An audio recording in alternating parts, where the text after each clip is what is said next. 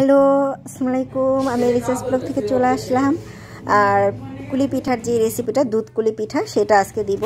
এই যে কুলি পিঠা কিন্তু তৈরি করা হয়ে গেছে। এখন শুধু এই যে দুধের মধ্যে এলাচ, লবঙ্গ এগুলো দিয়ে দুধটাকে কিন্তু জাল দেওয়া হচ্ছে। এই দুধটাকে কিন্তু সুন্দর, এটার মধ্যে গুড় দেওয়া হয়েছে। আমার আম্মু এটার মধ্যে গুড় দিয়েছে।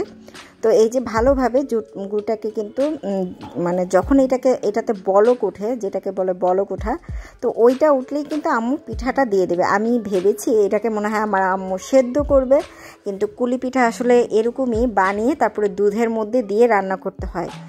দুধের মধ্যে দিয়ে কিছুক্ষণ ঢেকে রান্না 5 মিনিটের মতো আমার আম্মু ঢেকে রান্না করেছে। তারপরে এই তো আমি আপনাদের দেখাচ্ছি। এই যে দুধটা কিন্তু বলক উঠেছে। এখন আম্মু এই যে পিঠাগুলা দিয়ে দিবে আস্তে আস্তে করে। এই যে এটাকে আরেকটু ঢেকে নিচ্ছে আমার আম্মু। কিছুক্ষণ রাখার পরে এই যে এখন আম্মু আস্তে আস্তে করে সবগুলো পিঠা দিয়ে দিচ্ছে। আসলে আম্মু যেহেতু একা একা সব কিছু করে, আম্মুর কিন্তু কষ্টও হয় রান্না সব কিছু করা, কিন্তু আমার আম্মু অনেক ম্যাজিক জানে। আসলে আমরা অনেকগুলা ভাই বোন, তো আমাদেরকে পড়াশোনা করানো এবং খাওয়া দাওয়া সব কিছু ঠিক রাখা, এগুলা নিয়েই আমার আম্মু সবসময় ব্যস্ত থাকতো। এখন একটু দেখি টিভি দেখে, আগে টিভি দেখার সময় পেতো না। আর এখন যেহেতু আমরা বড় বড় হয়ে গেছি, এখন একটু টিভি দেখার সময় পায়। বাট আগে সবসময় রান্না বান্না, আমাদের পড়াশোনা নিয়েই আমার আম্মু ব্যস্ত থাকতো। আসলে মায়ের অবদান ছাড়া আসলে কিন্তু সন্তানরা শিক্ষিত হতে পারে না।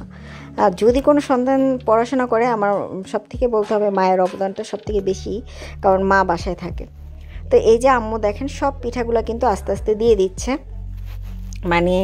এটা আমি জানতামই না, এই ভিডিও করার আগ পর্যন্ত আমি জানতাম না আমার আম্মু কখনো রান্না করলে কখনোই কিন্তু রান্নাঘরে আসিনি। আমার ছোটোবেলার থেকে ঘর গোছানো আমার ভালো লাগতো, বিছনা গোছানো বা সব কিছু, কিন্তু রান্না করতে আমার ভালো লাগতো না, বা রান্না করা দেখতেও আমার ভালো লাগতো না। তো এই তো আমি তারপরও রান্না কখনো শিখিনি, বাট রান্না কিন্তু ভালোই হয়। আম্মুর কাছে শুনে শুনে রান্না করেছি। আর এখন তো এই যে এই পিঠা বানাচ্ছি কীভাবে, সেটা আমি ভিডিও করে রাখতে পারছি। এগুলো দেখেও আমি রান্না করতে পারবো। আসলে ইচ্ছা আছে, আমার আম্মু যেহেতু অনেক কিছু রান্না করতে পারে, সব কিছু আমি আমার এই চ্যানেলে ভিডিও করে রাখবো, আমার আম্মুর রেসিপিগুলো।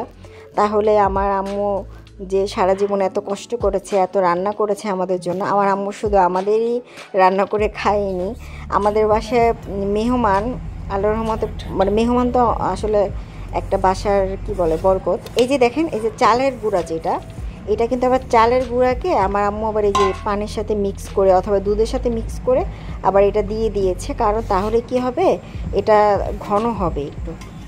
হ্যাঁ, যার কারণে আমার আম্মু এটা দিয়েছে। সম্ভবত দুধের সাথেই মিক্স করে একটু গুলিয়ে, চালের গুঁড়া একটু দুধের সাথে গুলিয়ে তারপরে এই যে এটা মধ্যে দিয়ে দিয়েছে। তো এই তো আসলে আমার আম্মু, আল্লাহর রহমতে আমাদের এতগুলা ভাই বোন, তারপরেও আমাদের কখনো আমার আম্মু সবসময়, আমার আম্মু খুব টিপটপ থাকতে পছন্দ করে, পরিষ্কার পরিচ্ছন্ন, এবং এমন কোনো রান্না নেই যে আমার আম্মু আমাদের করে খাওয়াই নাই আর কি। তো এই যে পিঠা কিন্তু হয়ে গেছে আল্লাহর রহমতে। আমার আম্মু কেক বানাতে পারে, যদি বলেন যে আধুনিক যুগের যা সব আমরা ছোটোবেলায় খেয়েছি আমার মায়ের হাতে। হ্যাঁ, আমার মা কুশি কাটার কাজও জানতো, অনেক কিছুই পারতো। এখন হয়তো বা করে না, চোখে সমস্যা। তো এই যে পিঠা খাচ্ছি, পিঠা কিন্তু অনেক মজা হয়েছে, অনেক টেস্টি হয়েছে। দেখেই বুঝতে পারছেন যে দেখতে কতটা সুন্দর হয়েছে এবং খেতেও। তো আজকের ভিডিওটা যদি ভালো লেগে থাকে, অবশ্যই আমার এই চ্যানেলটিকে সাবস্ক্রাইব করে আমার সাথে থাকবেন, আর অবশ্যই ভিডিওতে একটা লাইক দিতে ভুলবেন না। তো আজকের মতো ভিডিওটা এখানে শেষ করছি। আপনারা সবাই অনেক অনেক ভালো থাকবেন আর আমাদের জন্য দোয়া করবেন। আল্লাহ হাফেজ।